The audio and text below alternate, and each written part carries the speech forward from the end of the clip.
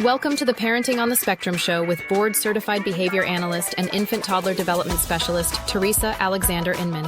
Parenting on the Spectrum dives into real stories, challenges, and triumphs, offering invaluable insights and support for families on your unique journey. Let's get into the episode. Welcome. Please forgive my lighting. I'm actually at the library because my internet's not working and the lighting's not good. My ring light's not functioning well. Well, it's on, but it's not working. So forgive all of this. However, we're going to have a great show today.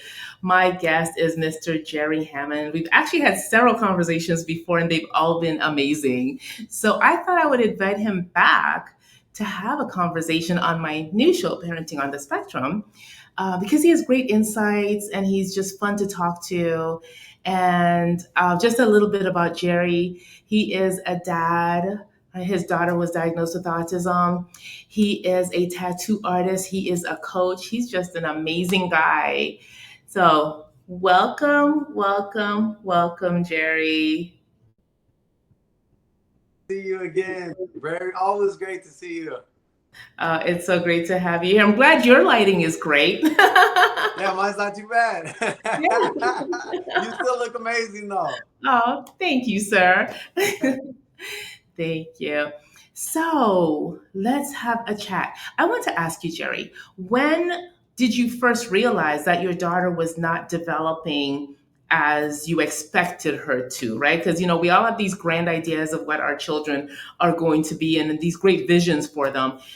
When was it that you realized that it wasn't what you expected? Well, I didn't really have super crazy expectations because I didn't have a kid before. So I wasn't really sure what to look for. But when she was born, I started looking into things and trying to figure out what I should be looking for. And it was about a year and a half, I started noticing that her balance was off. She wasn't really looking at us.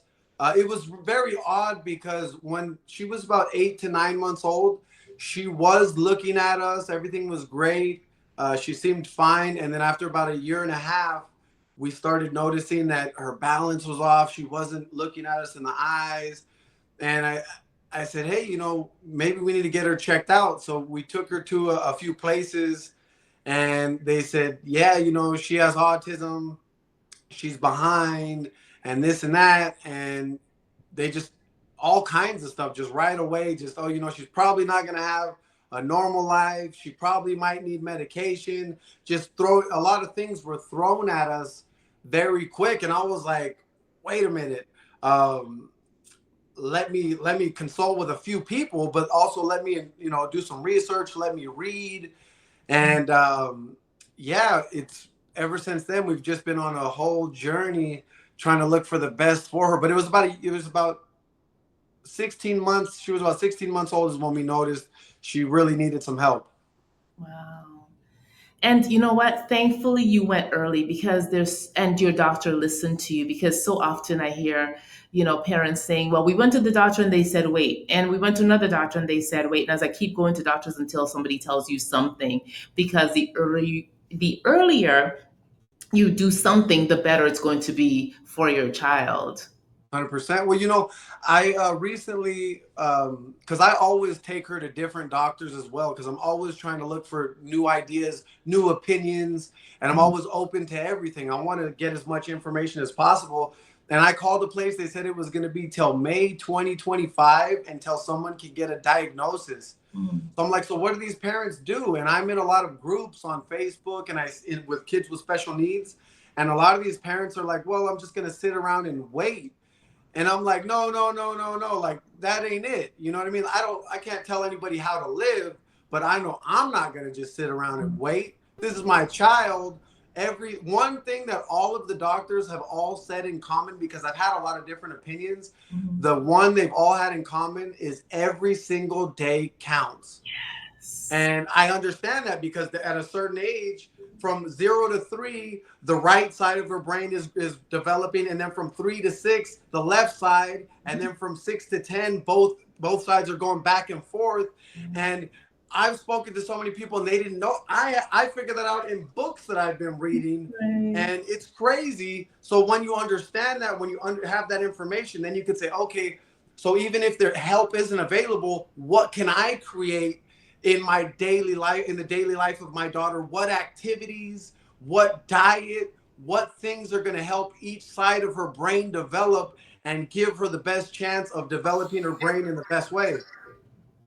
Yes.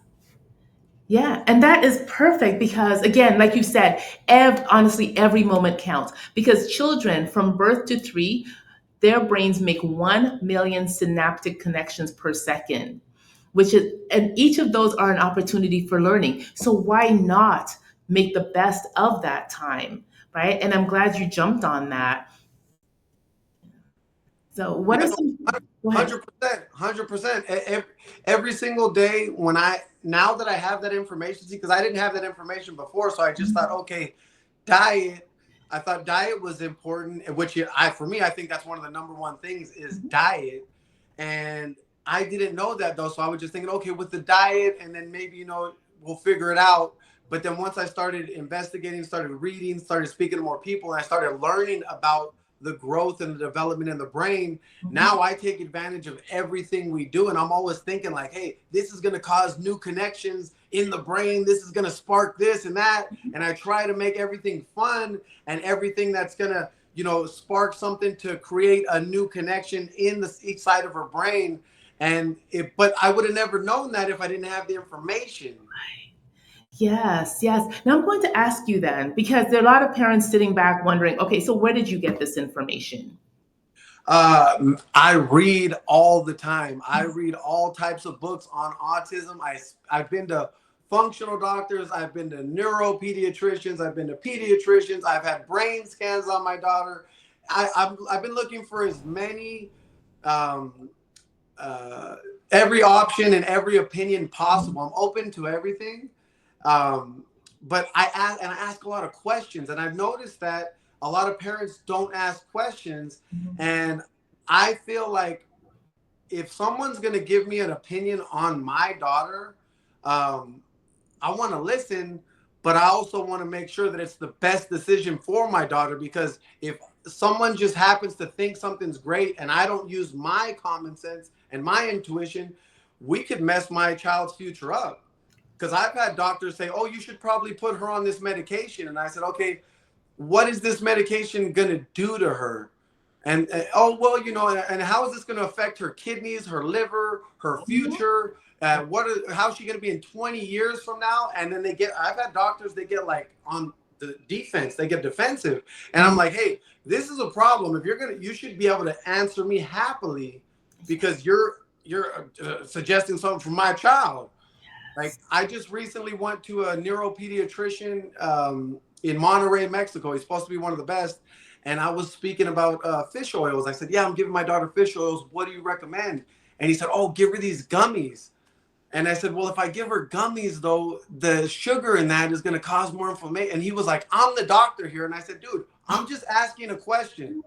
I'm just asking a question because this is my daughter. And he didn't like that. And then I recently went to another functional doctor, which I like functional doctors when they're great. And he told me right away, your daughter is never going to have a normal life. And he told me all kinds of stuff. And I said, dude, you're not going to put limits on my daughter. I don't care what you think. And he said, oh, I've been doing this 50 years. I said, hey, man, that's good for you. You ain't going to put limits on my kid. And then he wanted me to give her this thing, this little pill. And he said, it's natural. And I said, what is this? Where does this come from? And I asked a lot of questions and he did not like that. And as parents, so I feel like so many parents get scared to ask doctors these questions because they have a certificate, which I think is great. There are great doctors out there, but there's a lot of bad information as well. And we should be able to ask questions. And if a doctor isn't answering us as clearly and as happily as possible, that's a red flag. Yes, I agree with you totally. And thank you so much for bringing that up because so often, parents don't ask and then they end up giving their child something and it has all these side effects and it just causes more problems. And So it's really super important that we're, asking questions and trying to figure, okay, what are the side effects? I remember a doctor prescribed something to me, and I was like, so what are the side effects? And she said, well, if you call, great skin a side effect, and then when I looked up the side effects, blood clots and this and that, and I thought, thank you, but no thanks, Yeah. Oh. It's super important. I, Now, I think the number two reason of people dying in the United States is malpractice. mhm, yeah, Scary. yes, it is. It's very scary. When, you think there's so many great medical advances and then that. Yeah. 100%. Yeah. So you said you looked into nutrition. And before you tell us that, I just want to preface it with the fact that what studies have shown that, so we all know that there's a gut brain connection. And if you didn't know, now you know there is a gut brain connection. And what I didn't know until recently, that a lot of our neurons are created in the gut. 100%. And children with autism, they have found that they don't have a diverse gut microbiome. So having them try different foods, and I know I'm saying this and you're thinking, but my child will only eat goldfish and pretzels. I get it. It's important to get your child to try to eat other things. And I dare say, if we never introduce our children to these things, they never get stuck on them. Right? 100%. So we want to be very mindful of that. What are you feeding your child? Yes, they won't eat whatever, but if you introduce them to the foods that you have, like the food that you eat, they will start to get used to it.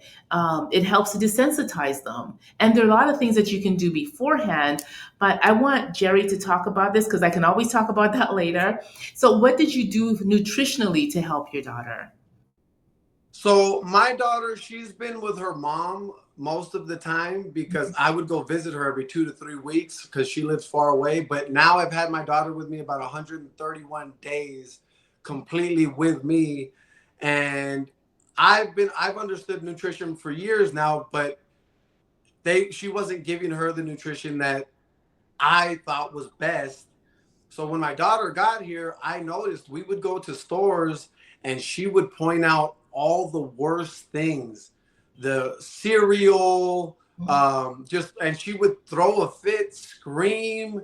And that's another thing. Some parents are scared to take their kids out in public because their kids throw a fit and they're screaming. And I understand, man, that is uncomfortable.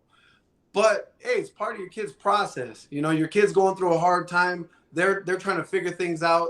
They don't know what's going on. They're new to the world. We need to have some compassion. My daughter taught me to have so much more empathy and compassion towards her and towards just the world. But so when she got here, that's all she wanted was just garbage. And I said, hey, that's not going to happen. In my house, I don't have garbage. And I'm not going to tell you that you can only eat this and then I'm eating trash. I have to be an example. Yes. So in my house, we only have good food. Now, when we go to the store, it was a transition. She only points out all the healthy stuff. She loves to eat carrots. In the morning, she likes to eat eggs. I give her different supplements as well. Like I give her this is for probiotics for the gut. I give her cilantro to do a detox on her. I do different minerals. I give her fish, only wild caught fish. I don't do farm raised fish because you got to be careful with all that stuff. If you check into it, it's scary. Yeah. We don't do any hot dogs, no processed food, no sugar. We keep the sugar to a minimum. And if she does have any sugar, it's from fruits. It's natural. It's natural sugar and vegetables. And we keep it really simple. But the main thing is we just do no dairy, no sugar, and no processed food. Like none of that. And it's worked. Like now she's speaking words. Now she's singing. She's singing. When she first got here, I swear it gives me the chills. She would not even go to the bathroom. Like she would freak out because she wore a diaper. She was 5 years old, a little bit over 5 years old with her diaper. 2 weeks after being here with me, she's going to the bathroom completely by herself. The advances are insane, but it's diet and it's daily stimulation. And those first couple of weeks when you're trying to cut your kid off of the garbage food, it's a nightmare. because those little babies, those little miracles will go crazy. And it's like, it's not easy. So parents want to just shut them up. Okay, let me stop this. Let me just give them some garbage, or let me put them on a screen. No, no, no. I'm going to go through this with you because I understand you're going to have a better future going through this hard time right now and transitioning you into a better way of life. Yes, yes. And thank you for being strong and doing that. And, I'm not judging any other parent out there who's like, listen, it's just easier for me, because you're doing what's best for you in the moment. However, I always tell parents, if you do the hard work now, it only gets easier. So can you say, though, now, from where you were to where you are, was it worth the battle? Oh, 1,000,000%. Oh my God. Oh, there's no question about it. And so believe me, some of those days were rough. I mean, rough. But I always kept in mind one thing that I do, especially when she doesn't have any meltdowns anymore. But she used to have meltdowns every single, like I would always think like, oh man, see what time today she's gonna have a meltdown and how many. Mhm. But I would always keep in mind, which I think can help a lot of parents, is, this is part of me. This is an innocent child. And one day these are going to be the good old days. And right now, let me just enjoy this process with my child. It might not be what I imagined or what I would like it to be, but it's our unique story, our unique situation, and we're going to be stronger when we get through this together. Let's help each other. I'm going to support my kid. My kid's trying to figure this out, and let me be strong and give my kid the love that he or she needs. And let me enjoy this moment no matter how crazy it gets, because I know it's going to get better. Nothing in life that's good is ever easy. So true. So true. Now, how did you develop that mindset? Because, parents are at their breaking point. So speak to the parent who's at their breaking point, who's like, listen, good for you, friend. I don't know that I can. How did you develop that mindset where you could say, okay, we're doing this together. This is you and me, baby. And, and making it not so grueling. Well, first off, I feel like you have to keep in mind that you're going to die. And we're here, we have this one experience, and you need to keep that in mind. While I'm here, I have this little miracle that was implanted, that was brought into my life. I'm going to pour out everything I can into this kid, into this child, to give them the best future possible. But first, I need to take care of myself, because if I'm just taking care of this kid and I'm not, I daily have my daily non-negotiables. If I'm not working out every day, if I'm not eating the correct food that I'm supposed to eat every day, if I'm not doing some meditation, some praying, taking time to walk, taking time to strengthen my mind, my body, my soul, I'm going to break when my kid is having problems. So I have to develop that in me, because I can't tell my kid, hey, do this or do that. I have to set the example. So when I'm out in public or whatever's going on in life, if I'm not building a stronger me daily, things that happen, things that come up in life, I'm going to break every single time. But it's daily, just understanding. Sometimes when people don't have the vision because a lot of people struggle with, they don't know how they want to be. They don't know how their vision of their life, of their person they want to be. So one thing that helps people a lot is sitting there and thinking, how do I not want to be? And if I keep not doing these things that I know I should be doing to take care of myself, how unhealthy am I going to be? How much weaker am I going to be?